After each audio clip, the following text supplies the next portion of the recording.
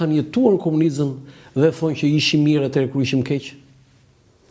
Po varet nga percepcioni, varet nga perceptimi personal, nga përvoja eksperienca personale, mendoj. Patjetër që kanë njerëz që janë nostalgjik.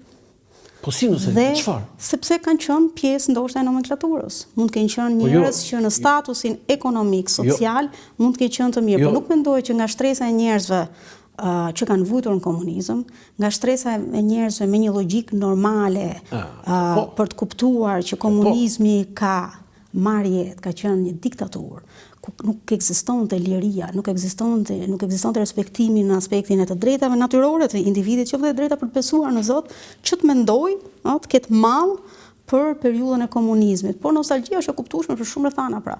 Një edukimi, statusi ekonomik, statusi social, dija, çfarë lloj dije kanë mbi atë sistem, çfarë lloj përvoje kanë mbi atë sistem, dhe ndoshta edhe katapultimi i problematikave të sotshme, rutina e përditshme e sotme, ato ndoshta edhe ngërçet pak në jetën e përditshme, që ndoshta nuk varen edhe vetëm nga njeriu, por varen edhe nga sistemi politik apo shtetëror që kemi ngritur për të pasur disi mall. Edhe unë kam mall për fëmijërinë time. Po kur vjen puna te krahasimi, bëj fëmijërinë time me fëmijërinë e fëmijëve të mi. Ti ke mall apo nostalgji? Jo, nostalgji për fëmijërinë personale, eksperiencën time personale, po. Sa vjeç ishe në 90-ën? Unë me 76-s. Do thënë, e mban mend. Unë mbaj mend radhat, mbaj mend. Do të vë sa foto aty që mbaj mend, do thosha një fëmijëri deri në teenager. Si adolescent, mendoj po që plus pasaj leximi e të gjithë tjerat, por që është pjesë e profesionit, por që patjetër besoj që individi ka nostalgji për eksperiencën, familja, prindrit, edukimi, por mbaj mend edhe në 90-ën kur hoqim atë shallën e pionerit që u çliruam, e hidhnim, unë mbaj kam qenë Tavni Rustemi te shkolla këtu dhe po Tavni Rustemi, pastaj te Qemal Stafa dhe ai çlirimi zyrtarisht u futa në rini, e hoqja shallin dhe gjithë shokët e shoqjet e mi të klasës më shifnin me zilisë, ndoshta nga mosha shtatorit, isha nga tërparat që u futa në rini, zyrtarisht kam dhënë tesërën. E ke? Po se ma ka dhënë shkolla.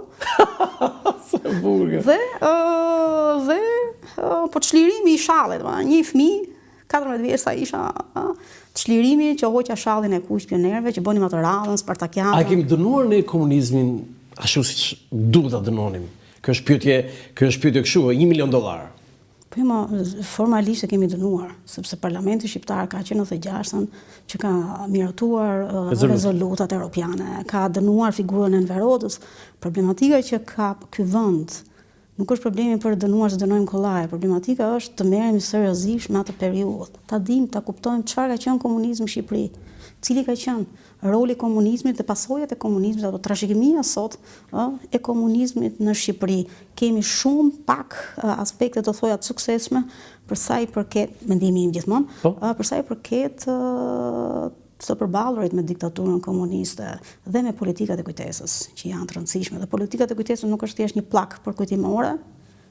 Këtu u vra filan fisteku, familja u internua, por në përgjithësi me politikat e kujtesës që kanë të bëjnë me legjislacionin, kanë të bëjnë me statusin e të përndjegurit politik, kanë të bëjnë me kompensimet financiare, kanë të bëjnë me trajtimin e traumave të komunizmit, të viktimave të komunizmit, ka të bëjnë me shumë aspekte edhe të historisë të komunizmit në Shqipëri.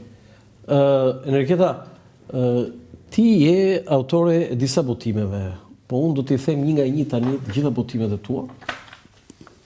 Kjo është doktoratura juaj? Po. Më thuaj diçka për këtë, do të thënë, jeta urbane dhe familja, 1918-1939. Po. Ajo ka qenë në kuadër, unë bashkë me një kolege time, kemi mbaruar historinë në Fakultetin e Historisë Filologjisë. Këtu? Po. Doktoraturën? Ku jap edhe mësim. Doktoraturën këtu e ke bërë? Jo. Ku? E kam bërë në Graz, në Universitetin e Grazit, Austrisë, nën profesor Kalkasar, një njohës shumë i mirë i Ballkanit, që nuk ronë më. Por, do të thonë, unë në 10 korrik jam diplomuar, një gush kam fillu punë në Universitetin e Grazit, me një projekt që kishte të bënte me Shqipërinë, ku paralelisht gjatë viteve të mia të universitetit, 4 vjeçarin, paralelisht kam bërë një kurs, po kur them paralelisht për ditë, në qoftë se mësimi mbaronte në orën 1-2, ne deri në orën 6 mazite kemi bërë unë dhe 12 studentë të përzgjedhur nga një profesor austriak, një kurs mbi lidhjet austro-hungareze. Kemi filluar fillimisht me mësimet e para të gjermanishtës dhe menjëherë në semestrin e dytë vitit parë filluam me albanologjinë, pra lidhjet austro-hungareze tradicionale. Në fund të 4 vjeçarit të universitetit, na u dha mundësia, na ofrua mundësia për të punuar me një projekt tjetër, mua dhe një kolege sime. Po?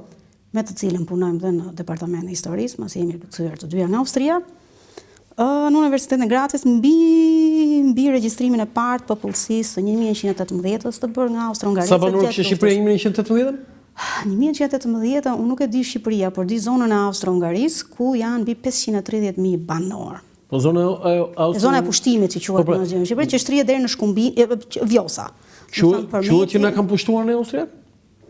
Pushtim quhet? Shiko, perceptime, pushtim, në aspektin ushtarak patjetër që është pushtim. Pushtim është. Nuk ka ndonjë gjë të. Në Toskëri akoma thonë, në kohën e austriakut thonë. Po në kohën e Nemçes po ta kapësh si pjesa e gjermane që i thonë në pjesën e qoftë Mirdita dhe Dibra. Por raporti pastaj me austriakun është i veçantë, sepse në aspektin ushtarak të ekspansionit të luftës parë botërore që bëri ushtria e Austro-Hungarisë, këtu ka meritën më shumë jo austriakët, se sa kanë meritën hungarezët. Për të ideja panslavizmit, konkurenca, për të ushtrirë dhe për të mbrojtur tash të quajtura zonat të tyre të influencës, se s'është vetëm lufta e dytë botërore dhe post lufta e ftohtë në zonën e influencë, por dhe lufta e parë botërore për të në kuadër të kultus protektoratit për të shtrirë menaxhimin, pushtimin, çfarë do në Shqipëri dhe ato arritën të. E kujt është kjo shtëpi? E Vasopashës. Vasopashës, Shkodër. Edhe në Shkodër mund të ishte një shtëpi kaq e mirë. Po kjo studimet të Evropës lindore ajo është seria e studime e institutit ku kam punuar, Instituti i Historisë në Universitetin e Grazit, në Kalkatrin, dhe ai na ka dhënë një special issue, si thua, mua dhe kolegëve të mi, një gjerman dhe kolegës Gentiana Kera, për të bërë një studim me bashk. Me bashkautor, por dhe me studiues. Andreas Heming, Gentiana Kera dhe ju. Po. Me studiues nga Shqipëria dhe jo, pra njohës të mirë, por që janë brezi i ri, që nuk para njihen shumë, dhe që janë fokusuar në zhvillimet sociale, kulturore, një aspekt i historisë sociale që nuk njihet shumë, sepse jemi fokusuar shumë te politika, për sa i përket Shqipërisë në shekullin e 20. Më bën përshtypje që këtu ke edhe Nathalie Kleyer. Patjetër. Pse jo? Ka një çik kështu i trekë çik Serbia atë? Këto janë pasaj gossip, këto janë, thashë them, ja, këto janë për mua. Unë e njoh mirë Natalin dhe e kam lexuar. Unë e kam lexuar dhe kam nga librat më të rëndësishëm, por kam tuar të tashit të dytin, që është përkthyer Shqipje Blevan Panajir mbi Shqipërinë midis dy luftrave botërore. Por mund ta gjykojmë që bashkëtorët e saj serb? Po ç'lidhje ka? Tani jemi shqiptar tani, nuk e shih Ballkanin dhe ne Aleksandr Popovici, që është një profesor që ka qenë se ka ndruar jetë në Francë. Mua nuk më pëlqen merr me jetën personale të individëve, më pëlqen të analizoj çfarë ato shkruajnë dhe çfarë botojnë. Jo, ti duhet të vlerëson, është sakt? Për mua po. Duhet të jetë sakt. Varet në historia nuk është shkencë eksakte. Saktë. Për mua është një nga studiuset më të mira njohëse më të mira të perandorisë osmane dhe periudhës së Shqipërisë nën perandorinë osmane. Po ja vlen të debatosh për Nathalie Kleyer. Patjetër. Po jo në aspektin e gossip, në aspektin thashë themeve personale, bios, se sa në aspektin studimor, tezave, shqiptarizmit. Ktu përpara ke një doktor shkencash të shkencave politike, të shkencave të komunikimit, më fal, siç jam unë, po në radh parë ke një gazetar dhe gazetari ta bën këtë pyetje. Dhe unë dash përgjigjen. Kjo, thirrja për liri. Më bëri shumë përshtypje kjo edhe këtu me bashkëautor. Po, aty është me një koleg tjetër të departamentit, Andi Pinarin, dhe ka qenë Thomas Schrapel, është historian, dhe ka qenë, mos gaboj, drejtori i dytë i Fondacionit Konrad Adenauer, i cili ka financuar jo vetëm botimin, por ky botim është rezultati një konferencë që kemi bërë në Tiranë, i financuar nga Konrad Adenauer, fondacion të cilën falenderoj se vazhdimisht kam bashkëpunim të jashtëzakonshëm në atë si fondacion, i fokusuar tek Shqipëria, dhe thirrja për liri ka të bëjë me një formë dekonstruimi mitesh, por jo vetëm mitesh, dhe mënyrën se si kemi shkruar historinë. Për këtë? Edhe aty të thirrja për liri. Është me gëzimqëndër. Po kjo mitet dhe hapësira mitike?